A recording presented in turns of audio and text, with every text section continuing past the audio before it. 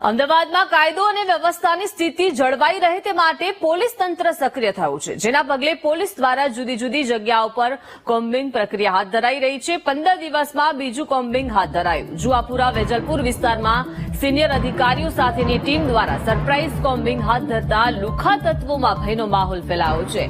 કોમ્બિંગમાં joint CP, 3 DCP સહિતના અધિકારીઓ જોડાયા। 400 પોલીસની ટીમ દ્વારા સંવેદનશીલ વિસ્તારમાં કોમ્બિંગ હાથ ધરાયું।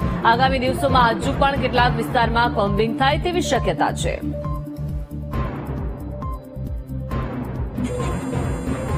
વધુ માહિતી સાથે સંવાદદાતા અનિતા જોડાઈ ગયા છે। અનિતા, અમદાવાદમાં કાયદો અને વ્યવસ્થાની સ્થિતિ જળવાઈ રહે તે માટે પોલીસ તંત્ર સક્રિય થયું છે, જુદી જુદી જગ્યાઓ પર કોમ્બિંગ પ્રક્રિયા હાથ ધરાઈ છે।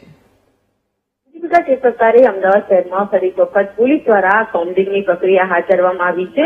આ બીજા સ્ટેજમાં હાલ જે જુહાપુરા ઉપરાંત સરખેજ જેવા વિસ્તારો, જે સંવેદનશીલ વિસ્તારો છે, ત્યાં પોલીસના કાફલા દ્વારા અને ઉચ્ચ અધિકારીઓ સાથે રહીને કોમ્બિંગ કર્યું હતું।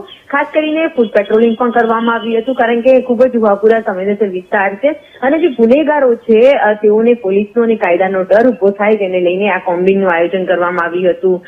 ખાસ કરીને તાજેતરમાં જે સરખેજમાં ભુવાવાળી ઘટના સામે આવી હતી અને કેટલાક અસામાજિક તત્વો અને હુટલેગરોનો જે આતંક જે છે તે ફરી સક્રિય ના થાય, તેને લઈને ફરી બીજા સ્ટેજની અંદર પોલીસ દ્વારા આ કોમ્બિંગ હાથ ધરવામાં આવ્યું હતું। અગાઉ બી 10 દિવસ સુધી સતત કોમ્બિંગ હાથ ધર્યું હતું, જેમાં અનેક જે વાહન ચાલકો વિરુદ્ધ કાર્યવાહી કરવામાં આવી હતી અને દારૂ પીધેલી હાલતમાં 300 થી વધુ લોકોની પણ જે અટકાયત કરવામાં આવી હતી। હાલ બીજા સ્ટેજમાં જયારે કોમ્બિંગ કરતા ફરી એક વખત જે અમદાવાદ શહેરમાં કાયદા વ્યવસ્થાની સ્થિતિ જળવાઈ રહે તેનું ઝુંબેશ હાલ પોલીસ દ્વારા શરૂ કરવામાં આવ્યું છે। જી, આભાર અનિતા, વિગત આપવા બદલ।